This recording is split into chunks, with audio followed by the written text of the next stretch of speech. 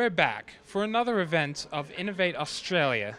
Today we're here at SciTech for an event that honors the 50th anniversary of the first ever lunar landing on the moon.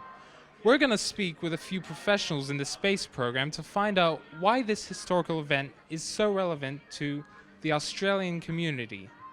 So Rick, what is your job in the space program? Well, I don't work exactly in the space program, otherwise I'd be working for NASA, but my job is I'm the senior astronomer at the Gravity Discovery Centre and Observatory up in Gingin. My role in the space program is that I'm currently involved with the NASA InSight mission that is operating on Mars. Before then, I was a member of the science team on NASA Grail mission that mapped the gravity field around the moon. I worked at Curtin University within the Space Science and Technology Center as a scientist. So my role is to work with data that we get from space missions. I'm a software developer in a robotics lab.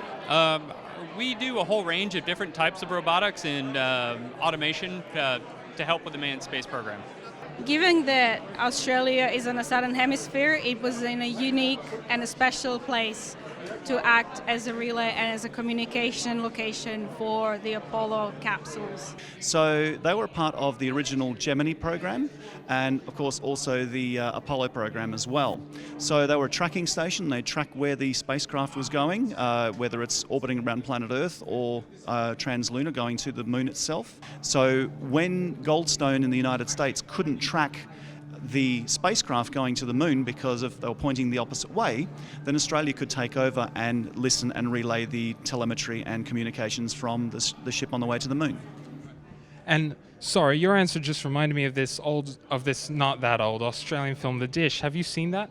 The Dish is one of my most favourite movies ever. It is brilliant. It's brilliant for the fact that it highlights Australia's role in the space program, but also there's that quirky Australian humour, there's that dry wit, which I love so much. I think robotics is a very important part of the space program. By utilizing robotics and robotic technology, we can put robots in places to keep people out of harm's way. I'm hoping that the celebration of the 50th anniversary of the Apollo landing will ignite that spark of inspiration in some of the future astronomers, astrophysicists, engineers all around the world. And what a lot of people don't know, that there were over 1,000 different patents that came off Apollo program, so a lot of spin-offs.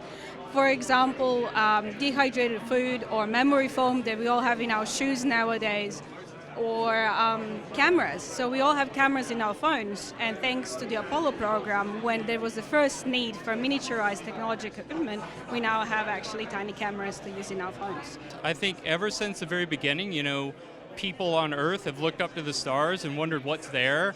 And not only that, it's also been a source of inspiration, a sense for exploration. And so NASA and all of its partners and contributors around the world have helped us to kind of explore that last and final frontier. I'm hoping that the highlighting of the 50th anniversary of people going to the moon will not only reactivate that awe and wonder of what the Apollo program did 50 years ago, I'm hoping it'll actually spark the imagination and inspiration of school students today, thinking, wow, all those years ago we could actually go to the moon with that technology, and we've got so much better technology nowadays. Why aren't we going places like back to the moon and to Mars and beyond? I'm Joe Tickle, reporting for Undercurrent, signing off.